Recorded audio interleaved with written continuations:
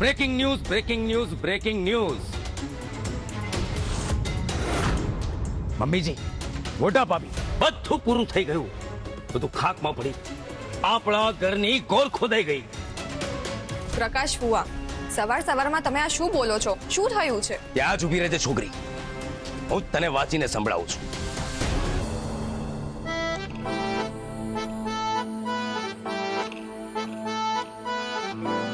જવાબ આપો સિદ્ધાર્થ. જો સ્વાતિ, હું તને લોકઅપમાંથી એટલા માટે છોડાવીને લાવ્યો છું કારણ કે તે મારા પરિવારના સન્માન વિશે વિચાર્યું. એટલે મેં જે કંઈ પણ કર્યું છે એ સમજી વિચારીને જ કર્યું છે. બસ આ જ કારણ છે? હા, એન્ડ વન મોર થિંગ, મેં તને પહેલા પણ કહ્યું હતું ને કે આ બધું જ હું તારી પાસેથી વ્યાજ સાથે વસૂલ કરી લઈશ. એટલે અત્યારે હવે આ ખાઈ લે, કારણ કે ધીરે ધીરે મને પણ બહુ જ ભૂખ લાગી રહી છે. એટલે હવે જો તું નહીં ખાય ને તો હું પણ નહીં ખાઈ શકું. અચ્છા, એમ? હા, એન્ડ યુ નો વોટ, તારે તો મને થેન્ક યુ કહેવું જોઈએ. એરપોર્ટથી પાછા આવતી વખતે સ્પેશિયલી તારા માટે હું આ ચોકલેટ લઈને આવ્યો છું.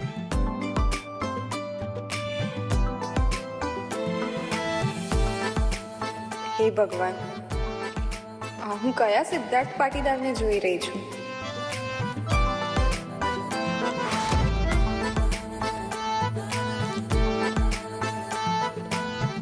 શું વિચારે? પછી લે, ખાઈ લે.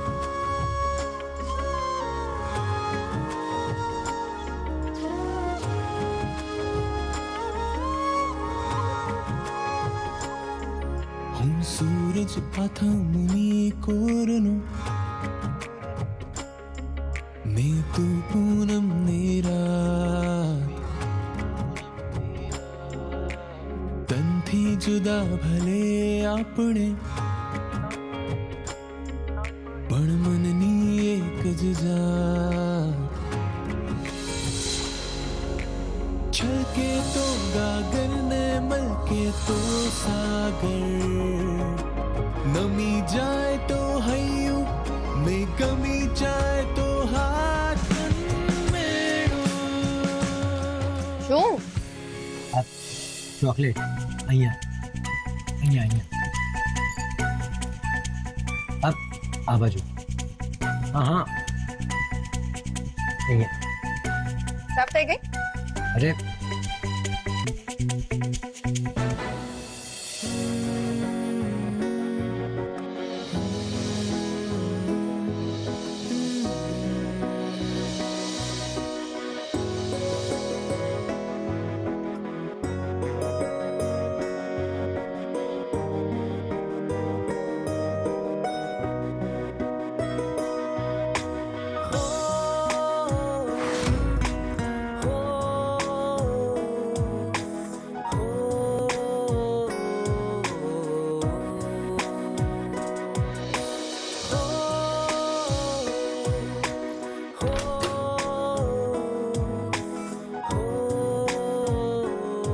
આજે એ સમજાઈ ગયું કે જે થાય એ સારા માટે થાય છે.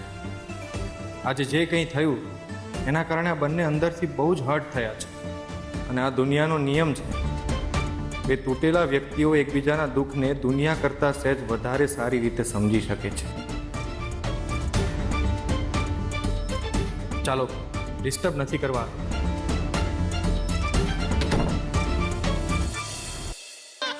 સિદ્ધાર્થ, તમે આ શું કરો છો? તમારું મગજ તો ઠેકાણે છે ને? શું કરો છો એટલે? અરે તારા મોઢા પર ચોકલેટ લાગી હતી તો મેં તો સાફ કરી છે. એમાં આટલો ગુસ્સો શેનો કરે છે? ખોટું બોલો છો તમે. કોઈ ચોકલેટ બોકલેટ નથી ચોંટી. મને બધી જ ખબર પડે છે સિદ્ધાર્થ કે આ બધા જ તમારા મને અડવાના બહાના છે. વોટ? બહાના? હા, અને અત્યારે છે ને તમે આ ભોળા બનવાનું નાટક ના કરશો. તમને શું લાગે છે લોકઅપ વાળી વાત હું ભૂલી ગઈ છું? લોકઅપમાં મેં એવું શું કર્યું હતું? અચ્છા, શું કર્યું હતું એમ? કેમ મારી લાચારીનો ફાયદો ઉઠાવીને તમે મને લોકઅપમાં જોરથી ગળે નથી લગાડી?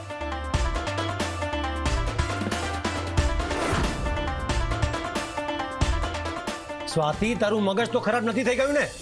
અરે અરે તું પણ તો મારી છાતીએ માથું મૂકીને રોતી હતી ને. અરે હું તો તને સાચવતો હતો. અચ્છા, તો એને સાચવવું કહેવાય, એ રીતે જોરથી ગળે લગાડીને.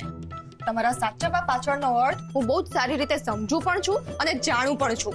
સ્વાતિ તું ખોટું વિચારે છે. હું બરાબર જ વિચારી રહી છું અને હવે મને સમજાય છે કે દાદા દાદીને આગળ કરીને મને ઘરે પાછી લાવવાનો આઈડિયા પણ તમારો જ હતો, હે ને? અરે મેં એવું કંઈ નથી કર્યું. તમે બહુ જ સારી રીતે જાણો છો સિદ્ધાર્થ કે કદાચ હું તમારી વાત ના પણ માનું, પણ દાદા દાદીની વાતને હું ક્યારેય નહીં ટાળી શકું. એટલે જ તમે એમને હથિયાર બનાવીને મને અહીંયા પાછી લાવવાની વ્યવસ્થા કરી, ખરું ને? સાંભળ, તને શું લાગે છે કે તારી સાથે 24 કલાક રહેવું મને બહુ ગમે છે? તને જેલમાંથી પાછી લાવી એ મારી ફરજ હતી, જે મેં બજાવી. રહેવા દો. હવે તમારે મારા પ્રત્યે બીજી કોઈ જ ફરજ નિભાવવાની જરૂર નથી. તમારો જે આ કર્તવ્ય પાલન પાછળનો હેતુ છે ને, એ જોઈને જ મને આમ કંઈક અજીબ લાગે છે. એટલે હવે મારે તમારી સાથે આ રૂમમાં 1 સેકન્ડ પણ નથી રોકાવું, સિદ્ધાર્થ. હું જાઉં છું. ઊભી રહે. ક્યાં જાય છે તું અને કોની પરમિશન લઈને જાય છે? મારે કોઈની પરમિશનની જરૂર નથી. સારું, જા. પણ એક મિનિટ, બહાર દાદુ અને દાદી તને પૂછશે કે તું રૂમમાંથી કેમ નીકળી ગઈ, તો શું જવાબ આપીશ? હું કહી દઈશ કે બોલ. શું કહી દઈશ? બોલ. શું તું એવું કહીશ કે મારા હસબન્ડે મને ગળે લગાડી એટલા માટે હું નીકળી ગઈ, કે પછી મારા પતિએ બહુ પ્રેમથી મારા મોઢા પરથી ચોકલેટ સાફ કરી એટલા માટે હું નીકળી ગઈ? બોલ, આ જવાબ આપી શકીશ તું?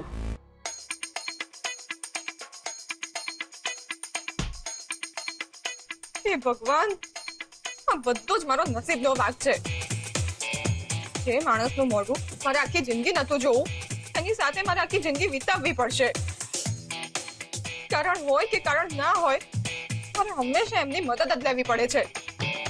કેમ કર્યું તમે આવું ભગવાન, મારી સાથે કેમ કર્યું?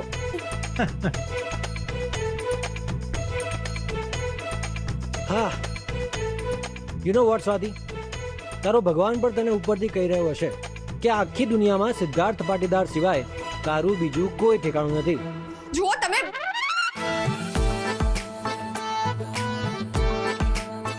બસ હવે બહુ થઈ ગયું. ચાલ સુઈ જા શાંતિથી.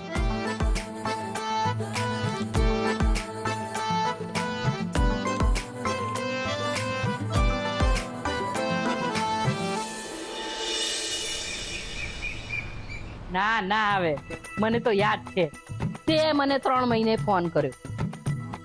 ના ના આવે, સ્વાતિના પપ્પાનો જન્મદિવસ કઈ થોડી ભૂલાય. પણ ત્યાં સારો આઈડિયા આપ્યો મને. હું પહેલા છે ને સ્વાતિના સાસરી વાળાઓને આમંત્રણ આપી દઉં, પછી તને ફોન કરું. રિંકુ, હું શું કહું, કાલે તારા પપ્પાનો જન્મદિવસ છે ને, તો આપણે પાટીદાર પરિવારને જમવા બોલાવ. મમ્મી, તને તો ખબર જ છે ને કે એ લોકોના ઘરમાં શું ડ્રામા ચાલી રહ્યો છે. તો પણ તારે પપ્પાની બર્થડે પર એમને શું કરવા ઇન્વાઇટ કરવા છે? એ લોકો એમનેમ આપણા ઘરે નહીં આવે, એટલે મેં વિચાર્યું કે કદાચ જન્મદિવસના બહાને આવે તો. પણ મમ્મી, તને લાગે છે કે તું ચૂપ રહે રિંકુ, તને આ બધું નહીં સમજાય. મને પાટીદાર હાઉસમાં ફોન કરવા દે.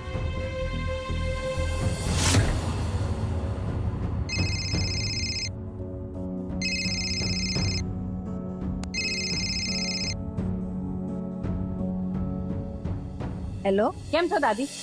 મજામાં. હા, તમે બધા કેમ છો? હું પણ મજામાં છું. આ તો કાલે સ્વાતિના પપ્પાનો જન્મદિવસ છે ને, તો મેં વિચાર્યું કે તમે સહકુટુંબ અમારા ઘરે જમવા આવો.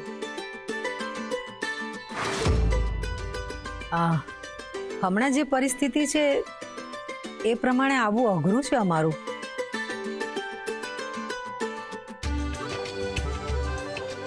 હા, હું સમજી શકું છું, પણ તમે પ્રયત્ન કરજો. જો અવાય તો બધા આવજો, નહીતર સ્વાતિ, સિદ્ધાર્થ કુમાર, રૂપા અને રાહુલ કુમારને તો મોકલજો. સારું, એ લોકોને મોકલી દઈશ. હા, સારું, આવજો. જય શ્રી કૃષ્ણ. જય શ્રી કૃષ્ણ.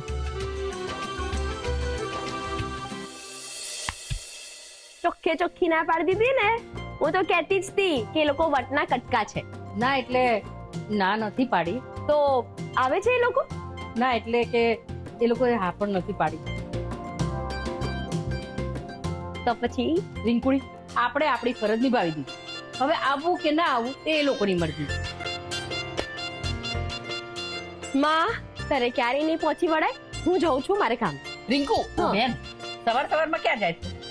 પાટીદાર હાઉસમાં કાલે આ બધું જે થયું મારે જોવા તો જવું પડે ને કે અત્યારે શું ચાલે છે ત્યાં. પણ તું ત્યાં જઈને શું કરીશ? ચોર કોણ છે ને એ શોધીશ. આ દીદી ઉપર જે ચોરીનો આક્ષેપ મૂકી દીધો છે અને હું આમ ઊભી ઊભી જોઈ રહું એવું તો ક્યારેય નહીં બને. સવારમાં કોણ આવ્યું હશે? તું ઊભી રહે, હું જોઉં છું.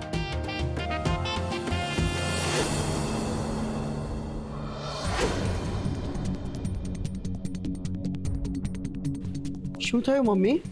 મનીષા, વંદનાબેનનો ફોન હતો. શું કહેતા હતા? કાલે ગિરીશભાઈનો જન્મદિવસ છે એટલે આપણા આખા પરિવારને એમણે ઇન્વાઇટ કર્યા છે.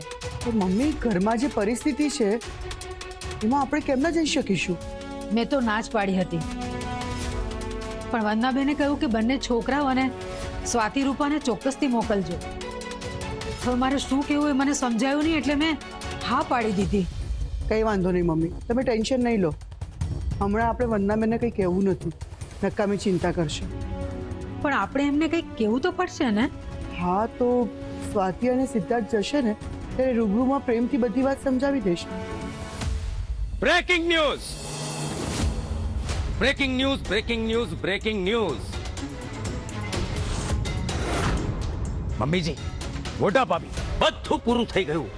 બધું ખાકમાં પડી આપણા ઘરની ગોળ ખોદાઈ ગઈ. પ્રકાશ ફુવા, સવારમાં તમે આ શું બોલો છો? શું થયું છે? ત્યાં જ ઉભી રહેજે છોકરી, હું જ તને વાંચીને સંભળાવું છું. આમાં લખ્યું છે, પૈસાના જોરે ખરીદાયો ન્યાય. મિસ્ટર અગ્રવાલની એકને એક દીકરીના લગ્નના જ્વેલરીની તમામ જવાબદારી પાટીદાર ડાયમંડ્સના સીઈઓ સિદ્ધાર્થ પાટીદારને સોંપવામાં આવી હતી. પરંતુ ગઈકાલે લગ્નના દિવસે એ જવાબદારી નિભાવવામાં નિષ્ફળ ગયા અને લગ્ન તૂટી ગયા. વોટ? ઉભા રહો, હજી બાકી છે. આ જ્વેલરીની ચોરી પાટીદાર હાઉસમાં જ થઈ હતી અને એ જ્વેલરીની ચોરી કરનાર બીજું કોઈ નહીં, પાટીદાર ડાયમંડના સીઈઓ સિદ્ધાર્થ પાટીદારની પત્ની સ્વાતિ પાટીદાર જ હતી. હે ભગવાન, આ બધું શું થઈ રહ્યું છે? મમ્મીજી, હજી પૂરી વાત તો સાંભળવાની બાકી છે. શું? આમાં લખ્યું છે કે ગુના પેટે જે રકમ નક્કી કરવામાં આવી હતી એના ડબલ રૂપિયા આપીને પાટીદાર પરિવાર પોતાના ગુનાઓ છુપાવવાનો ટ્રાય કરી રહ્યા છે અને સ્વાતિ જેવી ગુનેગાર સ્ત્રીને પ્રોત્સાહન આપી રહ્યા છે. અને તમે જોઈ લો છો મોટા ભાભી, આ બદનામીનો પ્રભાવ ફક્ત પાટીદાર પરિવાર પર જ નહીં, આપણા કરોડોના બિઝનેસ ઉપર પણ પડશે. આ છાપાવાળાઓ પોતાની જાતને સમજે છે શું? આટલા સસ્તા અને ખોટા સમાચાર વેચીને પોતાના ન્યૂઝપેપરનું સર્ક્યુલેશન વધારશે. હું એમના પર કેસ કરી દઈશ. કેસ કરીને કોઈ ફાયદો નહીં થાય મોટા ભાભી. જોકે એ લોકોએ જે કંઈ પણ લખ્યું છે એ 100% સત્ય જ લખ્યું છે. તમારો દીકરો તમારી આ વહુના પ્રેમમાં આંધળો થઈ ગયો છે.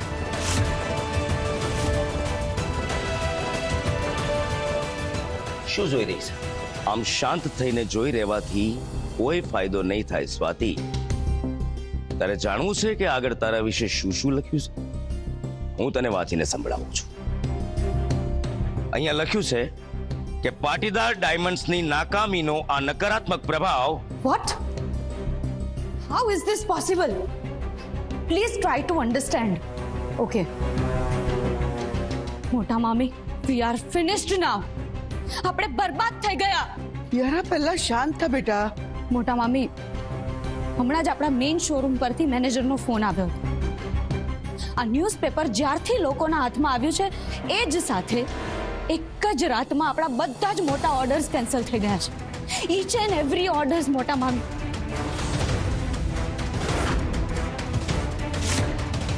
It's a huge loss. મને નથી ખબર કે આ લોસને રિકવર કરવું પોસિબલ પણ છે કે નહીં. પોસિબલ નથી જ કિયારા. સ્વાતિ, કેમ શાંત ઊભી છે? શું થયું? ટાઢક વળી તારા જીવને? કે પછી હજુ પણ પાટીદાર પરિવારને નુકસાન પહોંચાડવા માટે બીજું કંઈ બાકી રાખ્યું છે?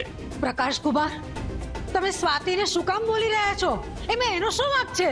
તો પછી કોનો વાંક છે મમ્મીજી? એક તો સિદ્ધાર્થ પોતાની આ ચોર પત્નીને જેલમાંથી છોડાવીને આફત માથે વોરી દીધી છે,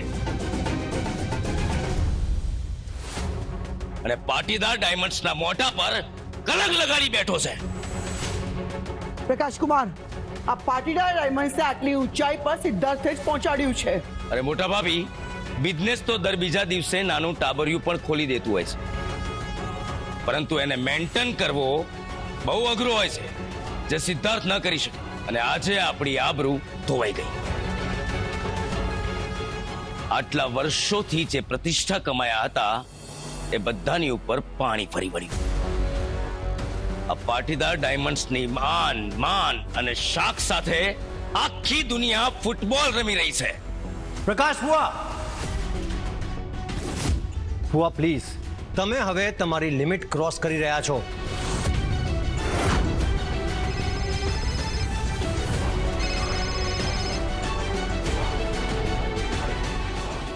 યસ મિસ્ટર શર્મા, બોલો. વોટ? હું જાણી શકું કે કેમ? કમ ઓન મિસ્ટર શર્મા, એક સસ્તા ન્યૂઝપેપરના ખોટા સમાચાર વાંચીને તમે આ રીતે ઇન્ફ્લુઅન્સ કેવી રીતે થઈ શકો? Mister Sharma, please try to understand. તમે જે ઓર્ડર આપ્યો હતો એ ઓલમોસ્ટ રેડી છે. લિસન, તમે આ રીતે લાસ્ટ મોમેન્ટ પર ઓર્ડર કેન્સલ ના કરી શકો.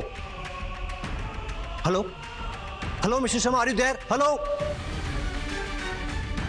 પેલી કહેવત છે ને કે ખરાબ સમાચાર બહુ જલ્દી ફેલાઈ જતા હોય છે સિદ્ધાર્થ. હવે એક પછી એક આપણા બધા જ ઓર્ડરો કેન્સલ થશે, જોઈ લેજો. અને જોજે, પાટીદાર ડાયમંડ્સના ધંધા પર કાયમ માટે તાળા પડી જશે. For God's sake, just shut your mouth.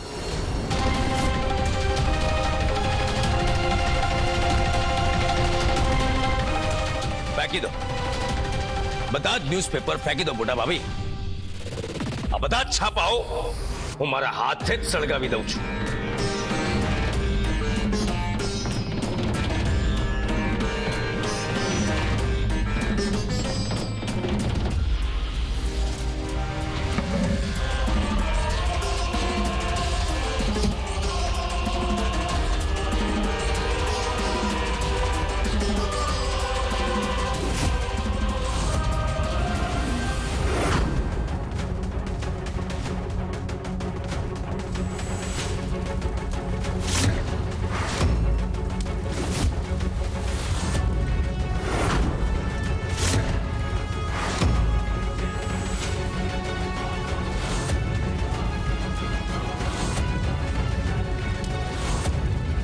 આ છાપાઓ સળગાઈ નાખવાથી કોઈ જ ફાયદો નથી થવાનો મોટા ભાભી.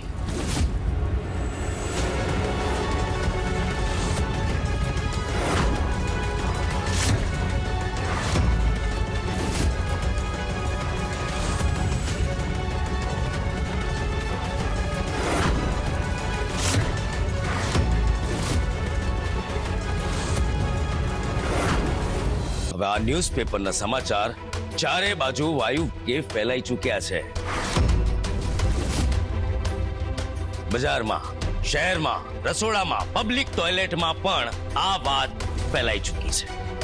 પાટીદાર પરિવાર હવે પૂરો થવા જઈ રહ્યો છે, અને પાટીદાર ડાયમંડ પરિવાર હવે રસ્તા પર આવી જશે. બધું જ પૂરું થઈ ગયું છે. હે ભગવાન, આ બધું મારી જ ભૂલના લીધે થઈ રહ્યું છે. જો મેં મારી જવાબદારી સરખી રીતે પાડી હોત તો આજે બિઝનેસમાં આટલું મોટું આર્થિક નુકસાન અને આટલી મોટી બદનામી વેઠવી ના પડત. તમને ખબર છે મોટા ભાભી, મને શું લાગી રહ્યું છે? આ બંને બહેનોની કોઈ મિલીભગત છે. પ્રકાશ કુમાર, સાંભળો, તમારું મગજ હવે બિલકુલ ઠેકાણે નથી રહ્યું. તમે બિલકુલ ચૂપ થઈ જાઓ પ્લીઝ. તમે ભલે મને ચૂપ કરો, પણ તમને એ નથી સમજાવતું મમ્મીજી. મોટા ભાભી, શું તમને પણ નથી સમજાતું કે બહારથી તો આ બંને બહેનો વચ્ચે દુશ્મની દેખાય છે, પરંતુ અંદર ખાનગી એ બંને બહેનો વચ્ચે અપાર પ્રેમ છે. પ્રકાશ કુમાર, તમારી લિમિટમાં રહો. તમને લોકોને એ વાત યાદ છે? આ બંને છોકરીઓની મમ્મીએ આ બંને છોકરીઓને આ ઘરમાં વળાવવા માટે કેટલા જુઠ્ઠાણા બોલ્યા. તમે લોકો તો આ બધું ભૂલી ગયા છો ને? આ બંને છોકરીઓને ઘરમાં વહુઓ કહીને બોલાવી રહ્યા છો, છાના માના ખવડાવી રહ્યા છો. મને બરાબર બધું જ યાદ છે. મને તો બરાબર સમજાઈ ગયો કે આ જે કંઈ પણ થઈ રહ્યું છે એ ઉપર છેલ્લું નાટક છે. Stop it. જરા લોજિકલી વિચારો ભાભી. ઘરમાં ચોરી થઈ ગઈ અને એ ચોરી આની બેને કરી. તમે જુઓ, આ બંને બહેનોનો અંદર અંદર આટલો મેળ છે એની આપણને ખબર સુદ્ધા ના પડી. આ લોકોનો એક જ ઉદ્દેશ્ય છે કે પૈસાદાર ઘરમાં વહુ બનીને જવાનું અને એમનું બધું હડપ કરી લેવાનું. ગઈકાલે જે બધું થયું એ તો તમે તમારી પોતાની આંખે જોયું જ ને. તેમ છતાં તમે આજે મારા પર આક્ષેપ લગાવી રહ્યા છો. બીજા પર કાદવ ઉછાળવો એ તમારી જૂની આદત છે કે પછી હંમેશાથી તમે આવા જ વિચારવાળા રહ્યા છો? ચૂપ રહે તું. તારામાં જવાબદારીનું ભાન જ નથી. એક નાની સરખી જ્વેલરીને સાચવવાની જવાબદારી તને સોંપવામાં આવી હતી, એ પણ તું ના કરી શકી. જો કે તારા જેવી છોકરીઓને બધી જ ખબર હોય છે કે પૈસાદાર ઘરના છોકરાઓને હિપ્નોટાઇઝ કેવી રીતે કરવા, એ તમારા લોહીમાં હોય છે. પ્રકાશ ફુવા, તમારું મોઢું બંધ રાખો તો સારું, નહીતર. બોલવા દે મને સિદ્ધાર્થ, મને બોલવા દે. આજે હું આ છોકરીનો ચહેરો ઉગાડો પાડીને જ રહીશ. આજ તો આવી લાલચુ છોકરીઓના ધંધા છે. પૈસાદાર ઘરના છોકરાઓને પોતાની મોજાળમાં ફસાવવાના.